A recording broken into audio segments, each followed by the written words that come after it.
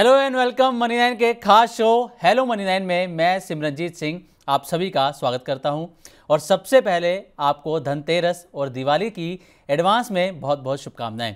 सभी पर माँ लक्ष्मी की कृपा बनी रहे, आपके पोर्टफोलियो दिवाली के दियों की तरह रोशन रहे।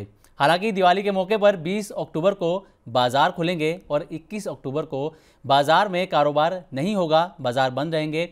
खैर, दिवाली में अभी 2 से 3 दिन बाकी हैं, लेकिन बाजार में और निवेशकों के लिए समझ लीजिए दिवाली का आगाज हो चुका है।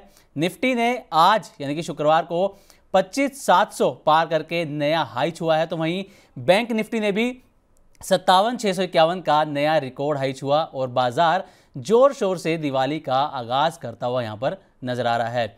लगातार तीसरे दिन बाजार में मजबूती नजर आ रही है। अलग अलग इंडेक्सेस की बात की जाए तो निफ्टी, सेंसेक्स, बैंक निफ्टी में शानदार तेजी देखने को मिल रही है। हालांकि निफ्टी आईटी में प्रेशर देखने को मिल रहा है, स्मॉल कैप में प्रेशर देखने को मिल रहा है। और एक बार इंडेक्स वाइज नज़र डाल लेते हैं कि कैसी परफॉर्मेंस फिलहाल बाजार में चल रही है।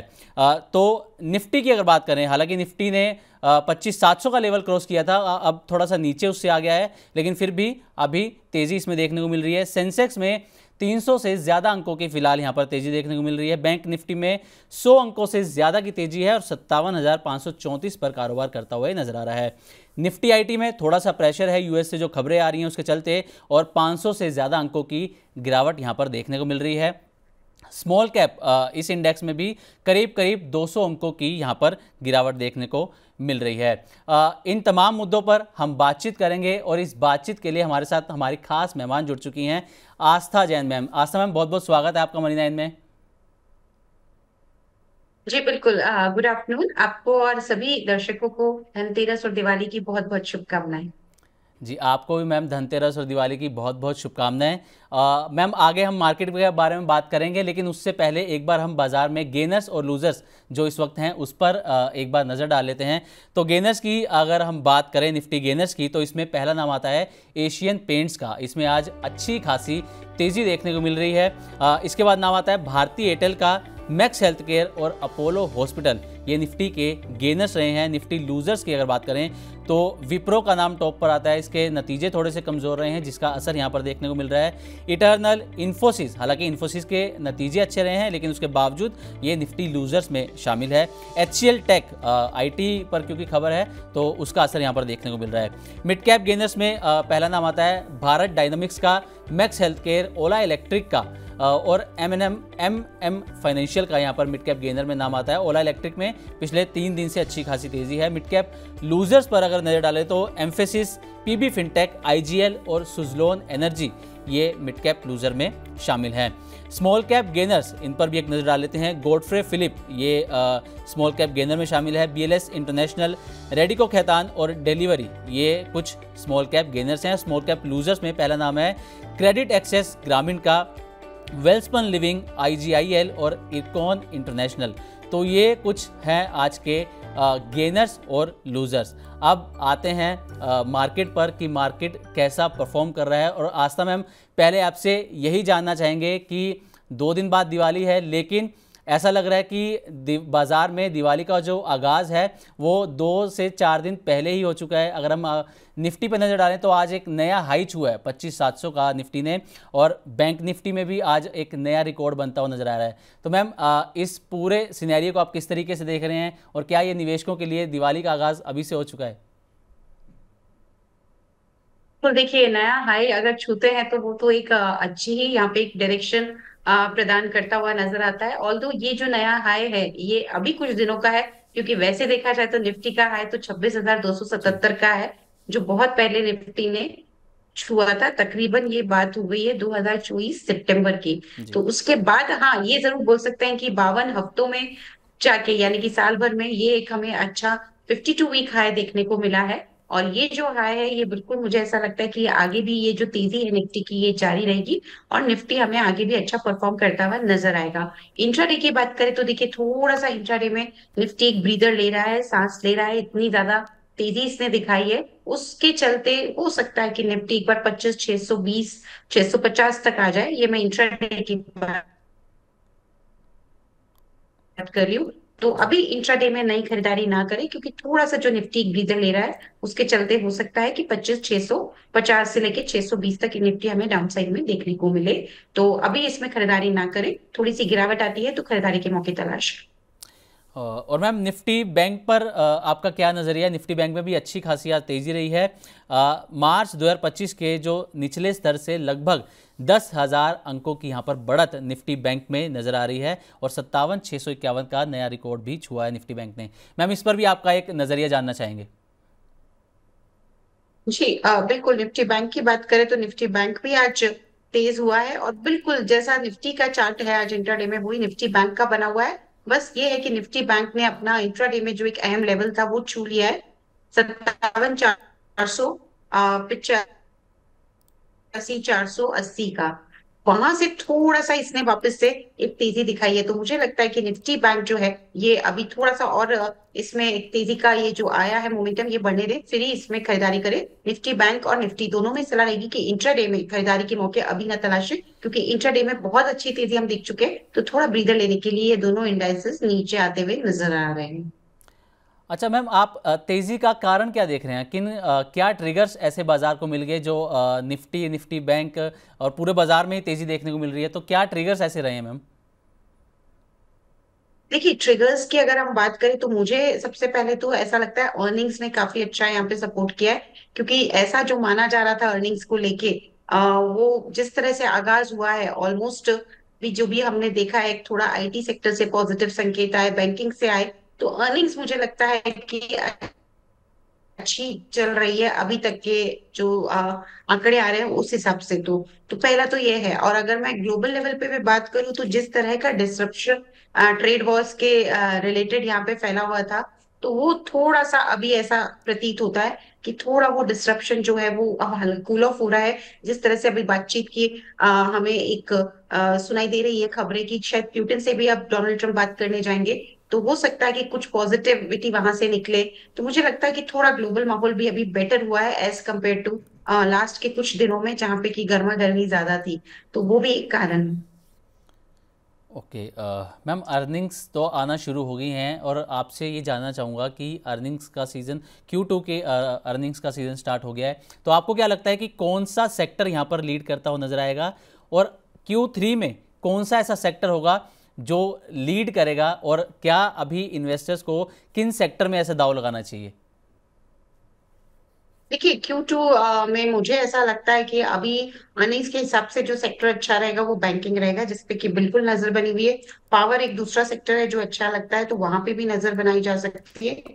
तो बैंकिंग अच्छा लगता है, पावर अच्छा लगता है, कैपिटल गुड्स अच्छे लगता है, ये कुछ। और ऑफ कोर्स एफएमसीजी काफी अच्छा लगता है। और एफएमसीजी शेयरों में कुछ हमने तेजी नेस्ले की जो नतीजा है उसके बाद देखी भी है, तो उस नतीजों ने बिल्कुल यहाँ पे पॉजिटिव साइड पे ही सरप्राइज किया है। तो कुछ एक ये ऐसे लगते हैं मुझे काउंटर्स हैं जहाँ पे की एक नजर बनाई जा सकती है। और Q3 में भी मुझे लगता है कि यही एक सेक्टर्स रहेंगे जो बढ़िया परफॉर्म करते हुए नजर आएंगे, क्योंकि जिस तरह से जीएसटी रेट कट्स का फायदा यहाँ पे अभी देखने को मिल रहा है, तो बिल्कुल ये Q3 में इसके और अच्छे इम्पैक्ट हमें देखने को मिलेंगे, क्योंकि दिवाली पे जो खरीद हो रही है और जो हम हमारे आसपास भी देख रहे हैं बाजारों में जो रौनक बनी हुई है, तो डेफिनेटली Q3 में भी FMCG sector, consumer durable sector, ये कुछ ऐसे सेक्टर हैं जो Q2 और Q3 दोनों में अच्छे प्रदर्शन करते हुए नजर आएंगे।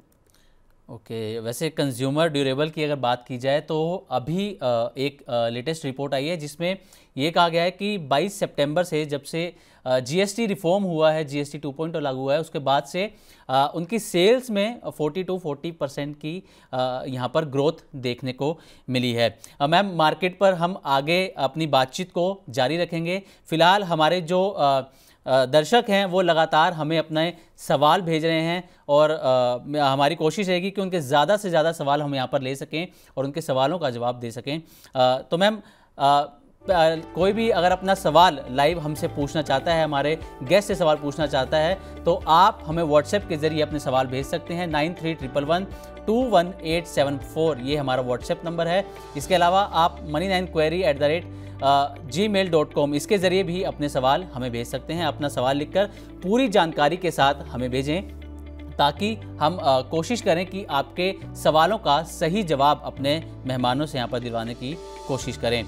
इसके अलावा अगर आप Money9 के प्राइम मेंबर बनना चाहते हैं तो प्राइम मेंबर आप मनी9 के बन सकते हैं। इसके लिए आप इकोनॉमी, स्टैंडर्ड, वीआईपी अपने बजट के अकॉर्डिंग यहाँ पर आप एक प्लान चुन सकते हैं और जो जो फैसिलिटीज़ उसमें मिलेंगी वो आपकी स्क्रीन पर यहाँ पर नज़र आ रही हैं। तो चलिए सवाल जवाब का यहाँ पर सिलसिला शुरू करते हैं। सबसे पहला सवाल मैम शिव भक्त सुमित जी का इनका हैंडल नेम है।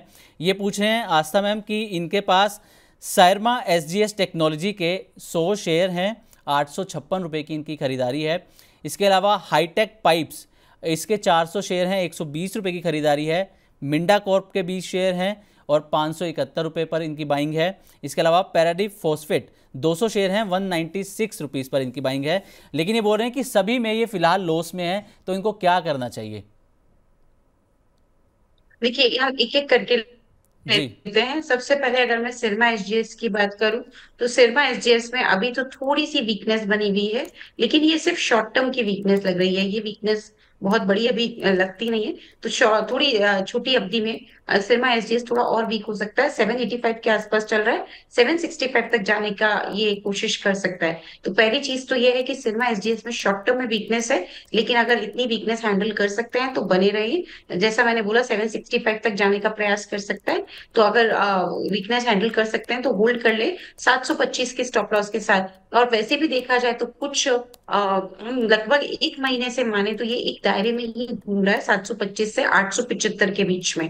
तो मुझे लगता है कि ये जो 150 पॉइंट का दायरा है ये इसमें घूमता हुआ नजर आएगा, लेकिन थोड़ा वीक हो सकता है, पर लॉन्ग टर्म के लिए बने रहा जा सकता है। अब आप दूसरा काउंटर मिंडा कॉर्प की हमने यहाँ पे बात की, तो जी। मुझे आप ये बताइए इन्होंने कितने में लिया है Minda Corp? Minda Corp ma'am इनकी 571 रुपीज़ पर बाइंग है इनकी। जी, 571 पर बाइंग है, 572 चल रहा है, तो इसमें कुछ खास बड़ा नुकसान नहीं हो रहा है। देखा जाए तो कॉस्ट टू कॉस्ट ही ये अपनी पोजीशन में बने हुए हैं। जी मेरे हिसाब से यहाँ पे भी बने रहा जा सकता है। मिंडा कॉर्प में भी होल्ड कर लीजिए स्टॉप लॉस के साथ, जो कि तकरीबन आ रहा है 550 के स्तर पे। और इसमें वापस से टारगेट हमें 600 के आसपास के देखने को मिल सकते हैं। 550 का क्लोजिंग बेस का स्टॉप लॉस रखना है। तीसरा काउंटर कौन सा था? हाईटेक पाइप्स मैम इनके 400 शेयर हैं इनके पास, 120 रुपीज़ की बाइंग है इनकी। जी, हाईटेक पाइप्स की यहाँ पे अगर हम बात करें तो बिल्कुल ये काउंटर में 120 की इनकी बाइंग है। ये थोड़ा और वीक होता हुआ नजर आ रहा है। तो अभी जो हमने दोनों तीनों स्टॉक्स देखे उसमें से थोड़ा अगर कोई वीक अभी लग रहा है तो वो हाईटेक पाइप है। अगर ये 113 का लेवल नहीं संभाल पाया तो गिरावट और गहरा सकती है। और मेरे हिसाब से फिर ये 113 के नीचे अगर गया तो फिर 110 और 106 तक जाता हुआ नजर आएगा। हाईटेक पाइप में थोड़ी गिरावट ज्यादा गहरा सकती है, लेकिन हम क्योंकि अभी रिजल्ट सीजन में चल रहे हैं, बेटर रहेगा रिजल्ट्स के बाद अगर इसमें कोई कॉल ले। क्योंकि अगर रिजल्ट्स में कुछ पॉजिटिव आ गया तो हो सकता है ऊपरी स्तर पे इनको निकलने के मौके मिल जाएं। जी एक और मैम इनका था पैरादीप फॉस्फेट, इनकी 196 रुपीज़ की बाइंग है मैम यहाँ पर। जी, पारादीप फॉस्फेट्स की यहाँ पे बात करें 196 की बाइंग है। ये भी 176 रुपए चल रहा है, थोड़ा सा वीक लग रहा है ये काउंटर। होल्ड करेंगे तो 150 का स्टॉप लॉस लगा लीजिए बस। अगर ट्रिगर हो जाता है तो एग्जिट करने की सलाह है।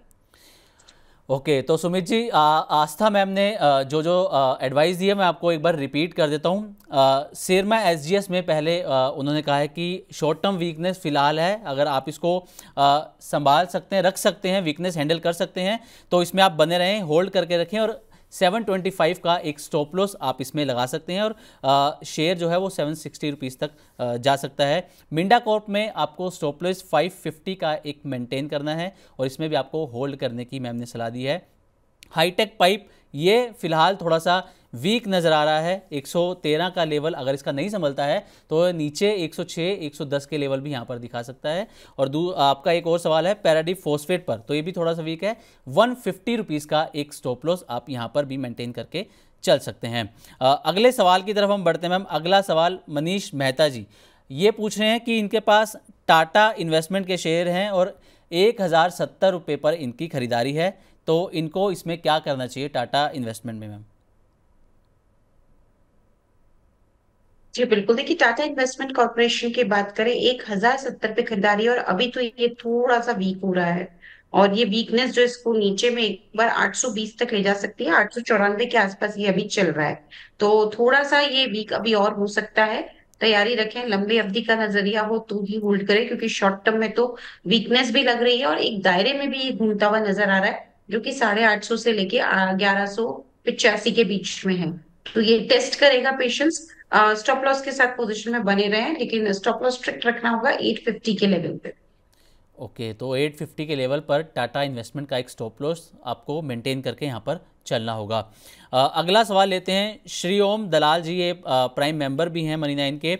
इनका सवाल मैम टाटा मोटर्स पे है। ये पूछें कि डीमर्जर के बाद टाटा मोटर्स के शेयर कब तक मिल सकते हैं? जी, देखिए ये जो इसमें जो रिकॉर्ड डेट होती है बेसिकली उससे लेके 1 महीने तक का टाइम फ्रेम होता है, जिसमें कि ये पूरी एक कार्यवाही हमें देखने को मिलती है। तो हमेशा ध्यान रखें कि जिस जैसा भी रिकॉर्ड डेट आया है, उस रिकॉर्ड डेट से लेके 1 महीने के टाइम अंतराल में ये जो अनाउंसमेंट्स होती हैं ये एग्जीक्यूट होती हुई नजर आती है। ओके, तो 1 महीने में ही ये शेयर्स आपको मिल सकते हैं सर। अगले सवाल की तरफ अगर हम बढ़ें तो अगला सवाल वैभव यादव जी हैं। ये पूछ रहे हैं कि JSW इंफ्रा में क्या और बाइंग की जा सकती है, क्या और शेयर्स ऐड किए जा सकते हैं पोर्टफोलियो में?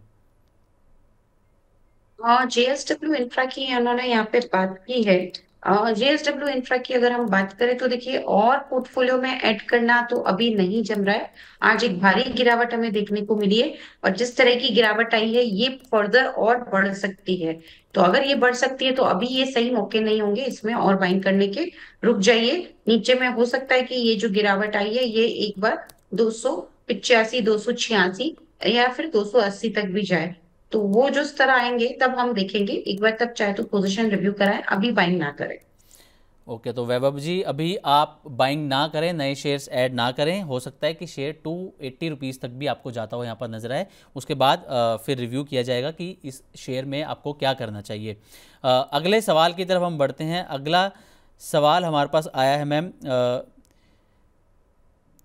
इनका नाम है रेनू सिंघल जी। रेनू सिंघल जी पूछ रहे हैं कि कैनरा बैंक, इनके पास 109 रुपये की इनकी बाइंग है, 100 शेयर्स हैं, तो क्या ये प्रॉफिट बुक कर सकते हैं कैनरा बैंक में?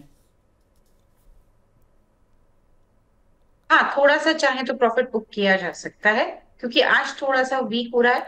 इसलिए वैसे लॉन्ग टर्म में कोई दिक्कत नहीं है, शॉर्ट टर्म में थोड़ा सा वीक हो रहा है, तो बस उसी के चलते थोड़ी बहुत चाहे तो, क्योंकि ये प्रॉफिट में है तो भी पार्शली करें, फुल्ली प्रॉफिट बुक ना करें। ओके, पार्शली प्रॉफिट बुक यहाँ पर रेनू जी आप कर सकती हैं, फुली प्रॉफिट बुक फिलहाल आप ना करें, ये मैम की आपको एडवाइस होगी। मैम एक ओला इलेक्ट्रिक पे भी सवाल आया है। ओला इलेक्ट्रिक पिछले 3 दिन से लगातार शेयर में तेज़ी है, तो ओला इलेक्ट्रिक में क्या करना चाहिए? फ्रेश बाइंग इसमें करनी चाहिए या फिर वेट करना चाहिए?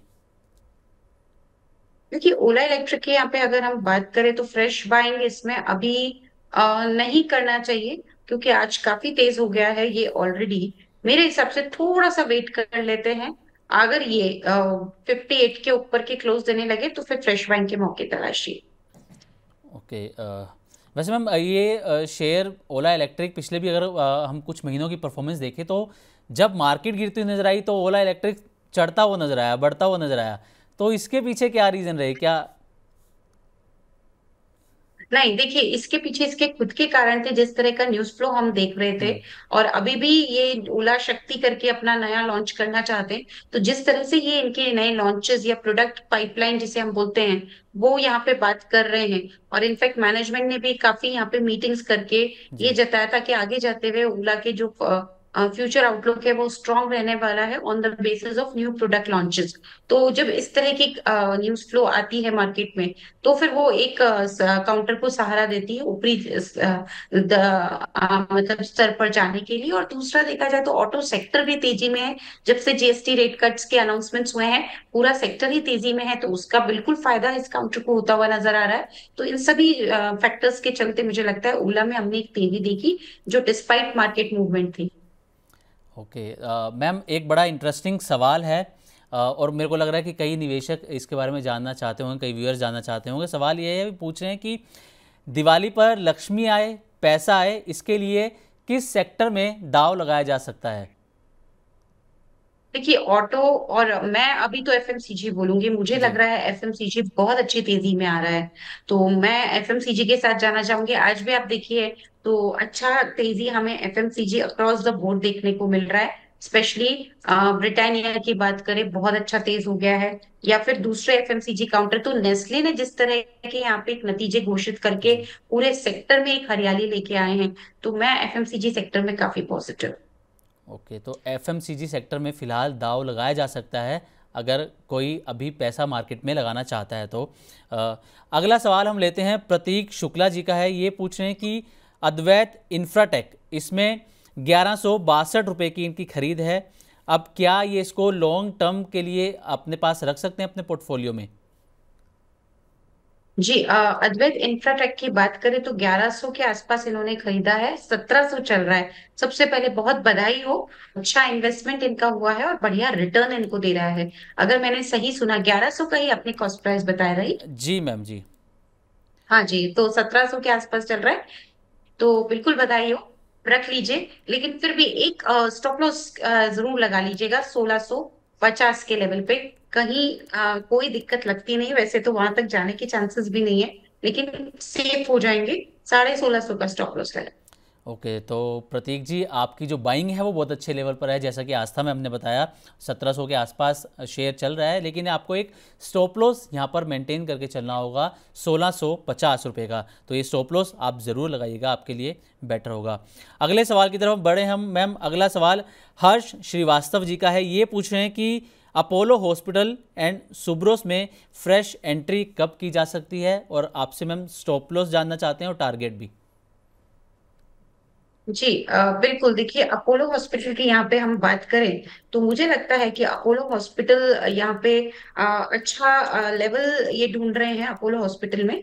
तो अच्छे लेवल्स की बात करें तो अभी थोड़ा सा वेट करिए, क्योंकि मुझे ऐसा लगता है कि ऑल्दो ये सेक्टर काफी अच्छा है, बट अभी कुछ समय लग सकता है इसमें और तेजी आने में। तो सबसे पहले अपोलो हॉस्पिटल्स में मेरी राय तो रहेगी कि थोड़ा सा वेट कर ले, एंट्री अभी ना करे। दूसरा सवाल इनका सुब्रोस पे था। जी। सुब्रोस की बात करें तो सुब्रोस में भी एंट्री अभी ना तलाश, 1015 के आसपास चल रहा है, थोड़ा भी हो सकता है। एंट्री के अच्छे मौके इसमें रहेंगे 900, 950 के जोन पे। ओके, तो 950 के लेवल पर सुब्रोस में एंट्री की जा सकती है हर्ष जी, लेकिन फिलहाल आपको थोड़ा सा यहाँ पर वेट करने की एडवाइस मैम की रहेगी। और अपोलो हॉस्पिटल में भी आपको अभी वेट करना चाहिए और देखना चाहिए कि स्टॉक की परफॉर्मेंस आगे कैसी रहती है। अगले सवाल की तरफ हम बढ़े मैम। अगला सवाल है अशोक जी का। ये पूछ रहे हैं कि उषा मार्टिन, इन पर इसका सवाल है कि उषा मार्टिन का शेयर जो है अब नीचे आ रहा है और इनके पास 44 शेयर हैं 404 रुपये के भाव पर। अब ये पूछना चाह रहे हैं कि इसको होल्ड करें या फिर सेल कर दें। होल्ड कर लीजिए स्टॉप लॉस के साथ, जो कि तकरीबन आ रहा है 450 के जोन में। 440 के जोन में ही लगाइए स्टॉप लॉस। इनकी खरीद का बताएंगे एक बार? जी मैम, इनकी जो खरीद है वो है मैम 404 रुपये की, 404। हाँ, तो 440 का स्टॉप लॉस लगा के होल्ड कर लीजिए, प्रॉफिट बुक करने की जरूरत लगती नहीं, वापस से ठीक हो जाएगा, 500 तक जाने की उम्मीद है। ओके, तो अशोक जी 440 रुपये का एक स्टॉप लॉस लगा लीजिए। 500 तक भी ये शेयर आपको आने वाले दिनों में जाता हुआ नज़र आ सकता है। ये अगला सवाल मैम मोहिता कुमारी जी का है। इनका सवाल है कि यूनाइटेड स्पिरिट, इनके पास 80 शेयर हैं, 80 क्वांटिटी है इनके पास, 1435 रुपये की इनकी बाइंग है। ये और ऐड करना चाहती हैं यूनाइटेड स्पिरिट्स को। अब इनको क्या करना चाहिए, किस प्राइस पर ये एक्यूमुलेट कर सकती हैं मैम ये? बिल्कुल अभी भी कर सकते हैं, या फिर आज एक बार क्लोज वॉच कर ले, 1370 के ऊपर का क्लोज दे दे तो बिल्कुल इसमें आप पोजीशन बनाइए, बढ़िया तेजी में आ जाएगा ये काउंटर। 1405, 1410 तक जाने की अच्छी गुंजाइश रहेगी। तो वापस मैं बोलती हूँ 1370 पे इसमें, अगर आज 1370 के ऊपर का क्लोज आता है तो खरीदारी के मौके तलाश लीजिएगा मंडे ऑनवर्ड्स, स्टॉप लॉस के साथ। स्टॉप लॉस जो पोजीशन पे रखेंगे वो 1330 का रहेगा। टारगेट इसमें पहला 1410, और दूसरा टारगेट इसमें जो बना के रखेंगे वो 1440 का रहे। ओके, तो मैम ये क्योंकि फेस्टिव सीज़न भी चल रहा है और यूनाइटेड स्पिरिट्स जैसे जो स्टॉक्स हैं क्योंकि इनके कस्टमर भी काफ़ी हैं, क्योंकि लिकर ब्रांड जुड़ा हुआ है। तो क्या ऐसे और भी स्टॉक्स में दाव लगाया जा सकता है यूनाइटेड स्पिरिट्स की तरह अभी? देखिए, इस कैटेगरी में तो मुझे यही एक काउंटर काफी पसंद आ रहा है। तो जो ये स्पेस है, इसमें यूनाइटेड स्पिरिट्स मुझे लगता है कि एक अच्छा स्टॉक रहेगा, जो कि प्राइस मोमेंटम के हिसाब से आगे की तेजी दिखाता हुआ नजर आएगा। ओके, अगले सवाल की तरफ हम बढ़ते हैं मैम। अगला सवाल हमारे पास आया है शिवम दलाल जी का। ये पूछ रहे हैं कि हुडको के 200 शेयर हैं इनके पास, 225 रुपीज़ पर इनकी बाइंग है। तो इस पर ये जानना चाह रहे हैं कि क्या स्ट्रेटेजी इनको लेकर चलना चाहिए आगे। हुडको में 225 की बाएंगे, उतना ही चल रहा है। जी। देखिए, इस काउंटर अभी थोड़ा सा एक कंसोलिडेट हो रहा है, एक दायरे में घूम रहा है। मे बी रिजल्ट्स का इंतजार हो सकता है, जिसे हम कहें तो रिजल्ट्स तक एक बार वेट कर लेना चाहिए। 220 से लेके 240 के दायरे में घूमता हुआ ये काउंटर नजर आएगा। बट रिजल्ट्स का वेट करें और होल्ड कर ले पोजिशन को। स्टॉप लॉस यहाँ पे बना के रखें 210 का। और टारगेट इसमें अभी इनिशियली तो 240 और 250 का ही रखें।